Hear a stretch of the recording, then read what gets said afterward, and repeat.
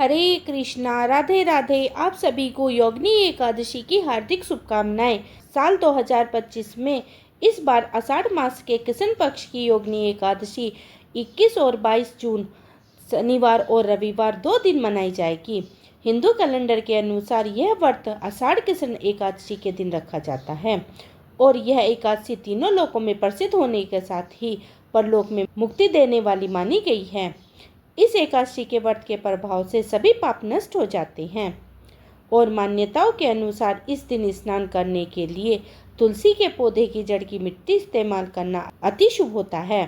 इस दिन स्नान करने से पहले तुलसी की जड़ की मिट्टी शरीर पर लगाकर फिर स्नान करते समय सभी पवित्र नदियों का ध्यान करें और स्नान करें।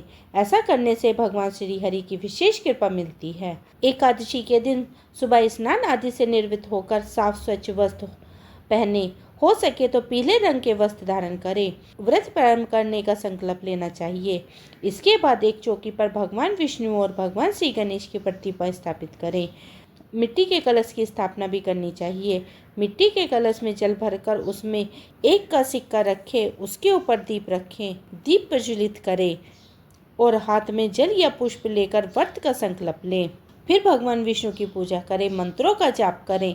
इस दिन भगवान को अक्षत समर्पित नहीं करें। पीले पुष्प, तुलसी के पत्ते भगवान को अर्पित करें। हाथ जोड़कर सच्चे मन से व्रत की कथा पढ़ें और सुनें और इसके बाद अंत में कपूर जलाकर आरती करें। भगवान फलों का या पीली मिठाई का भोग अर्पित करें। साथ में तुलसी के पत्ते अवश्य रखें। दिन भर उपवास करें। भगवान के मंत्रों का जाप मन ही मन करते रहें और शाम के समय एक बार फिर से विधि विधान से पूजा करें। हो सके तो रात्रि को जागरण करके अगले दिन द्वादशी को शुभ मुहूर्त में व्रत का पालन करना चाहिए। एकादशी का व्रत बिना कथा के अधूरा रहता है। हर एकादशी के कथा का अलग अलग महत्व है, इसलिए अब आपको सुनाएंगे योगिनी एकादशी की पौराणिक कथा, जिसका वर्णन पद्म पुराण में मिलता है। पौराणिक कथा के अनुसार महाभारत काल के समय की बात है। एक बार धर्मराज युधिष्ठिर ने भगवान वासुदेव से कहा, त्रिलोकीनाथ, मैंने ज्येष्ठ मास के शुक्ल पक्ष की निर्जला एकादशी की कथा सुनी। अब आप कृपा करके आषाढ़ मास के कृष्ण पक्ष की एकादशी की कथा भी सुनाइए। इस एकादशी का नाम तथा उसका महत्व क्या है, सो अब विस्तार पूर्वक बताइए। भगवान श्री कृष्ण धर्मराज युधिष्ठिर का प्रश्न का उत्तर देते हुए इस प्रकार कहते हैं, हे पांडव पुत्र, आषाढ़ महीने की कृष्ण पक्ष की एकादशी का नाम योगिनी है। इस दिन व्रत करने से सभी पाप नष्ट हो जाते हैं और इतना ही नहीं, धर्मराज, यह व्रत इस लोक में भोग और परलोक में मुक्ति देने वाला होता है। धर्मराज, यह एकादशी तीनों लोकों में प्रसिद्ध है और इस दिन व्रत रखने से सभी पाप नष्ट हो जाते हैं। धर्मराज, अब मैं तुम्हें पुराणों में वर्णित योगिनी एकादशी की कथा सुनाता हूँ। ध्यान पूर्वक श्रवण करो। कुबेर नाम के एक राजा अलकापुरी नाम की नगरी में राज्य करते थे। वे बहुत बड़े शिव भक्त थे। उनका हेमा मालिनी नाम का एक यक्ष सेवक था जो पूजा के लिए फूल लाया करता था। हेममालिनी की विलक्षणा नाम की एक अति सुंदर पत्नी थी। एक दिन वह मानसरोवर पुष्प लेने आया, किंतु काम सख्त होने के कारण पुष्पों को रखकर अपनी पत्नी के साथ रमन करने लगा। इस भोग विलास में समय बीता और सुबह से दोपहर हो गई। उधर हेममालिनी की राह देखते देखते जब राजा कुबेर को दोपहर हो गई तो उनका क्रोध भी बढ़ गया। उसने अपने सेवकों को आज्ञा दी कि जाकर तुम लोग पता लगाओ कि हेममालिनी अभी तक पुष्प लेकर क्यों नहीं आया। सेवक पता लगाकर वापस आए और राजा को बताया कि राजा, वह हेममालिनी तो अपनी पत्नी के साथ रमन कर रहा है। इस बात को सुनकर राजा कुबेर ने हेममालिनी को बुलाने की आज्ञा दी। डर से कांपता हुआ हेममालिनी राजा के सामने उपस्थित था। उसे देखकर कुबेर को बहुत क्रोध आया और उनके क्रोध के मारे होठ फड़फड़ाने लगे। क्रोधित हुए राजा ने कहा, अरे अधर्म, तूने मेरे परम पूजनीय देवों के देव भगवान शिव का अपमान किया है। मैं तुझे शाप देता हूँ कि तू पत्नी के वियोग में तड़पेगा, साथ ही मृत्युलोक में जाकर कोढ़ी का जीवन व्यतीत करेगा। कुबेर के शाप से वह तत्क्षण स्वर्ग से पृथ्वीलोक पर आ गिरा और कोढ़ हो गया। साथ ही उसकी पत्नी भी उससे बिछड़ गई। मृत्युलोक में आकर उसने अनेक भयंकर कष्ट भोगे, मगर भगवान शिव की पूजा से उसकी बुद्धि मलिन नहीं हुई और उसने अपना पूर्व जन्म की सुध रही अनेक कष्टों को भोगते हुए भी तथा अपने पूर्व जन्म के कुकर्म को याद करते हुए हिमालय पर्वत की ओर चल पड़ा। चलते चलते वह मार्कंडे के आश्रम में जा पहुंचा। वह ऋषि बहुत ही वृद्ध और महान तपस्वी थे। वह दूसरे ब्रह्मा के समान जान पड़ते थे और उनका वह आश्रम ब्रह्मा जी की सभा से के समान शोभा दे रहा था। ऋषि को देखकर हेममाली वहां पहुंचा और उन्हें प्रणाम करके उनके चरणों में आ गिरा।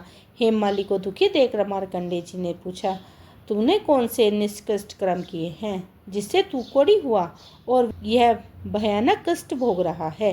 ऋषि की बात सुनकर हेममाली ने अपनी व्यथा महर्षि को बतानी शुरू कर दी और कहने लगा, हे मुनि, मैं राजा कुबेर का अनुचर था। मेरा नाम हेममाली है। मैं रोजाना मानसरोवर से फूल लाकर भगवान शिव की पूजा के समय कुबेर को दिया करता था, मगर एक दिन पत्नी के सुख में फंस जाने की वजह से मुझे समय का ज्ञान नहीं रहा और दोपहर तक मैं वहाँ फूल कुबेर तक नहीं पहुँचा पाया। तब राजा कुबेर ने मुझसे शाप दे डाला, तू अपनी पत्नी का वियोग झेल कर और मृत्युलोक में जाकर कोढ़ी बनकर दुख भोगेगा। हे महर्षि, इस वजह से मैं कोढ़ी हो गया हूँ तथा पृथ्वी पर आकर इस भयानक कष्ट को भोग रहा हूँ। हे मुनिवर, अब आप मुझ पर कृपा करके कोई ऐसा उपाय बतलाइए जिससे मुझे इस रोग से मुक्ति हो सके।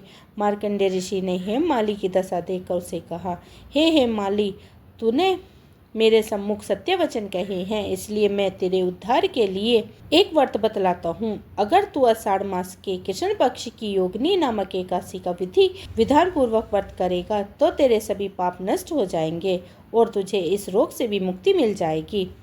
महर्षि के वचन सुनकर वह हेममाली अत्यंत प्रसन्न हुआ। उसने मुनि को धन्यवाद करते हुए उन्हें प्रणाम किया और उनके वचनों के अनुसार योगिनी एकादशी का व्रत विधि विधान के से किया। इस व्रत के प्रभाव से अपने स्वरूप में वह वापस आ गया और अपनी पत्नी के साथ सुखपूर्वक रहने लगा। इस प्रकार योगिनी एकादशी महत्म बतलाकर भगवान श्री कृष्ण धर्मराज से कहते हैं, हे धर्मराज, इस योगिनी एकादशी की कथा का फल 88,000 ब्राह्मणों को भोजन कराने के बराबर है। इस दिन व्रत करने से सभी पाप नष्ट हो जाते हैं। मोक्ष प्राप्त करके ऐसे भक्त स्वर्ग के अधिकारी हो जाते हैं। अब सुनिए भगवान श्री कृष्ण की एक बहुत ही सुंदर कथा, जिसे सुनकर आपके मन में भी भगवान के प्रति भक्ति और बढ़ जाएगी। भगवान पर उसके भक्त कितने ही विश्वास करते हैं, इस कहानी से आप बड़े आसानी से समझ सकते हैं। रात के 2:30 बज रहे हैं। एक नगर में एक सेठ जी थे। उन्हें नींद नहीं आ रही थी। बड़ी बेचैनी से रात भर बिस्तर पर इधर उधर करवटें बदलते जा रहे थे। बार बार कोशिश करने पर भी उनकी नींद आंखों से कोसों दूर थी। यह बात सच है कि पैसे से बहुत कुछ खरीदा जा सकता है, लेकिन मन का सुकून नहीं खरीदा जा सकता। मन का सुकून तो भगवान की भक्ति में ही होता है और मन को असली शांति तो आप तब मिलती है जब आप किसी गरीब जरूरतमंद व्यक्ति की सहायता करके उसके चेहरे पर मुस्कान ला सके। सेठ जी के पास सोने के लिए नरम और बहुत ही कोमल बिस्तर था, बावजूद उसके उन्हें नींद नहीं आ रही थी। आखिरकार वे बिस्तर से उतरे, बड़े बेचैन मन से घर से गैरेज से कार निकाली और शहर की सड़कों पर निकल पड़े। इधर उधर भटकते रहे, कहीं भी उन्हें शांति नहीं मिल रही थी कि जहां जाने से उन्हें थोड़ा सा भी चैन मिलता। काफी आगे आ गए तो रास्ते में कान्हा जी का मंदिर दिखाई पड़ा। मंदिर देखकर उन्होंने वहां पर गाड़ी रोक ली और सोचने लगे कि थोड़ी देर इस मंदिर में जाकर भगवान के पास बैठता हूँ, कुछ प्रार्थना करता हूँ, हो सके मेरे मन को शांति मिल जाए। श्रोता, ऐसा बहुत बार होता है जब हमारा मन बहुत परेशान होता है, लेकिन भगवान के समक्ष बैठकर बिना कुछ मांगे हम ध्यान लगाकर बैठते हैं तो हमारे मन की बेचैनी अन्यासी एक परम शांति मिल जाती है और इसलिए हम भगवान की शरण ढूंढा करते हैं। जब वह सेठ मंदिर के अंदर गया तो उन्होंने देखते हैं कि इतनी रात को एक दूसरा आदमी पहले से ही भगवान की मूर्ति के सामने बैठा हुआ है। आश्चर्यचकित रह गए, क्या बात है, आधी रात को यह आदमी मंदिर के में बैठकर क्या कर रहा है। तब सेठ जी ने उस आदमी को देखा तो पाया कि उस आदमी का चेहरा बहुत ही उदासी से भरा था, उसकी आंखों में करुणा तैर रही थी। सेठ जी ने पूछा, भाई, इतनी रात को तुम मंदिर में क्या कर रहे हो? आदमी बोला, मेरी पत्नी अस्पताल में है, अगर सुबह तक उसका ऑपरेशन नहीं हुआ तो डॉक्टर ने कहा है कि वह मर जाएगी और मैं बहुत गरीब हूँ, मेरे पास ऑपरेशन कराने के लिए बिल्कुल भी पैसे नहीं हैं। यह बात सुनकर सेठ ने जेब में जितने रुपए थे उस आदमी को दे दिए। रुपए पाकर उस गरीब आदमी के चेहरे पर चमक आ गई। तथा उसके मन में विश्वास जाग गया कि अब वह अपनी पत्नी का इलाज कराकर उसे बचा सकता है। सेठ जी ने उस आदमी को अपना कार्ड भी दिया और कहा कि इस फ़ोन नंबर और पता भी लिखा है, जब भी ज़रूरत हो मुझे निसंकोच बता देना।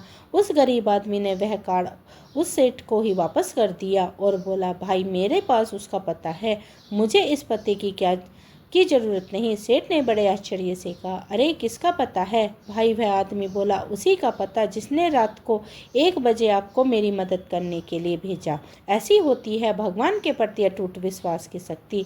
जो कुछ मांगो वह मिल जाता है और भगवान भी अपने भक्तों को खुश करने के लिए कोई ना कोई रास्ता ढूंढ ही निकालते हैं। तो यह थी आज की कथा। आपको कैसी लगी कमेंट बॉक्स में कृष्ण भगवान की जय लिखकर जरूर बतलाइएगा। अगर आपने मेरा ये चैनल अभी सब्सक्राइब नहीं किया तो सब्सक्राइब कर लीजिए। हरे कृष्णा, राधे राधे।